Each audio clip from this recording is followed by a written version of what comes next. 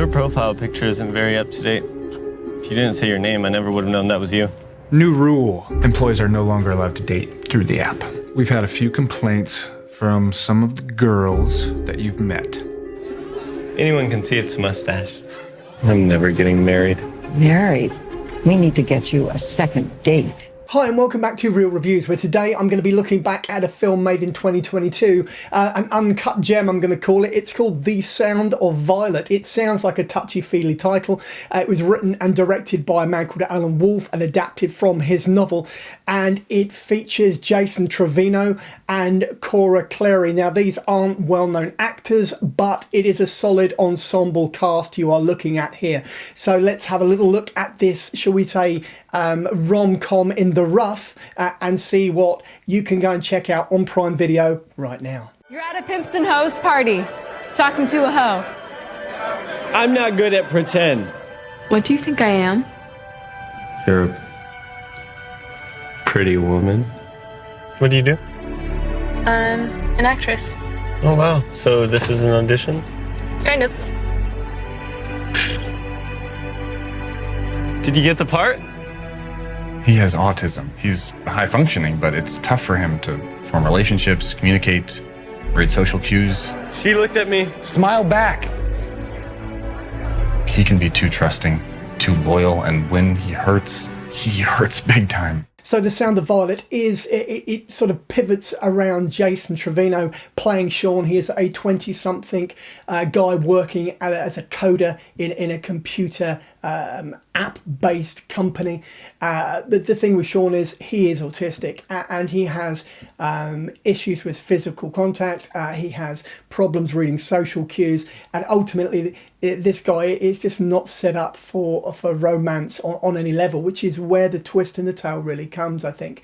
And when he first connects with Violet, Cora Clary, in this case, there was an instant miscommunication because she is a prostitute. She is there to earn money, to entertain clients, and he doesn't get it, and this is the thing. But the thing which makes this such an interesting film is the way that the autism is represented within it.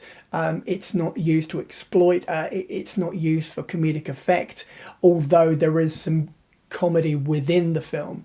It's treated with respect, and it genuinely feels like Trevino has embraced and immersed himself in this character, and that is what really raises the bar on The Sound of Violet and makes me question why exactly this went under the radar such as it did.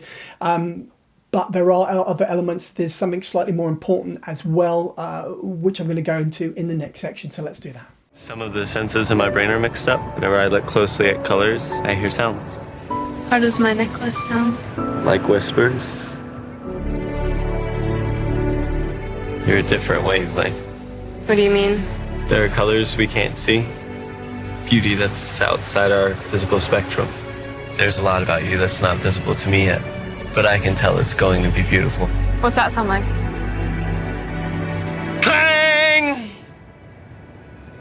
Not what I thought. So the other element in this film is the issue, or the debate and the discussion around human trafficking, and this is maybe where the message doesn't quite get across quite as well as it could do in The Sound of Violet, because yes, you do get Violet being obviously engaged in prostitution, and you do get the elements of her pimp Anton, should we say, basically, you know, extorting her and selling her for money, but you don't get this sort of underlying theme of the fact that women and children are sold into trafficking on such a mammoth scale, and this is an ongoing problem that somehow feels secondary, which is really strange, because it should be maybe more woven into the storyline. You do get,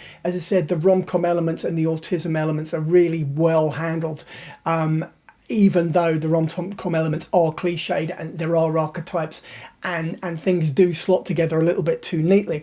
But the thing which sort of creeps in at the end is this issue, is this contemporary debate around human trafficking, which really doesn't get that much time on the playing field in the film. And if I'm going to be critical of The Sound of Violet, which ultimately that's what I'm here to do, in good for good or bad, that would be it. But on that note, maybe it's time to move on to my rating.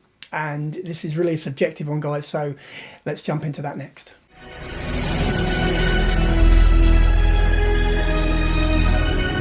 I'm in it for the long game.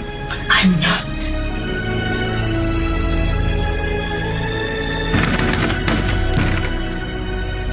Don't ever stop looking for that special someone. So for The Sound of Violet, I'm going to be going for a 3 out of 5 rather than the 4 on the big old 5 scale, because of the imbalance between the handling of the autism and the rom-com elements, alongside, I think, the more serious underpinning moral message of the human trafficking, which is sort of underlying within The Sound of Violet itself. Yes, there is an excellent ensemble cast in Jan Darcy and Jason Trevino and Cora Clary. And Keelan Christopher as well, but ultimately I think that is what lets it down. So on that note, let's dive into the trailer. And so it is that you've reached the end of the video review for The Sound of Violet, which is out on Prime Video as we speak and linked in my review, which is also on my website. Right, this is the bit where I go. If you've liked the video, then give me a thumbs up. Failing that, you can always just drop a comment in the comment box below and I will respond. And finally, you can just subscribe so that every Tuesday and every Saturday when I drop another one of these videos, you'll get a little notification, and then you can pop in and watch or listen to as much or as little as you like, and then go about your day. In the meantime, check out the rest of the channel and maybe pop over to the Patreon page. Cheers.